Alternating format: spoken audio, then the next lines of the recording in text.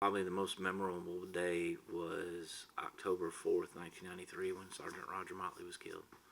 As a very young police officer, it brought home the reality of what this job is. The perception by a lot of people, there's all these police shows on TV, and whether it be the reality TV like Cops, Live PD, things like that, versus Law and Order, Blue Bloods, those kinds of shows. There's this perception of what police work is that is not really what it is. And that particular day drove home to me what it really means to be out here on the street, standing beside, another police officer, and what we need to do to get a job done, do it safely, and protect people.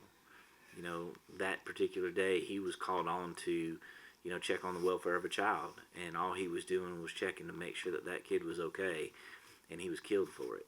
And, it's a pretty sobering reality that, as a young man, I was just had turned 23 years old, just had a couple of years on, the job, and I guess I was in that, I don't know, superhero mode where, you're the police kind of thing, and that day brought that all crashing down, and made me really realize what this job is.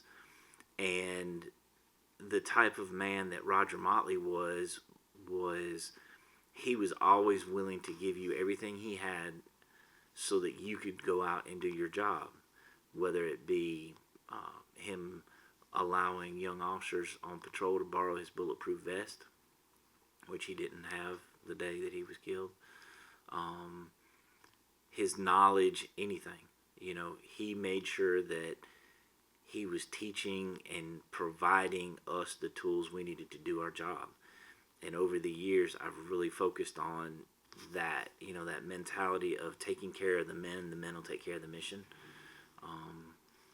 Any and everything I can do to help give these men and women what they need, help teach them, train them, give them some insight, advice, help them learn lessons that I've learned, anything like that will help them, be able to survive, what goes out there on the streets. It's just something that from that day forward, I've always, every day, tried to, figure out a way, how do I help somebody do their job better?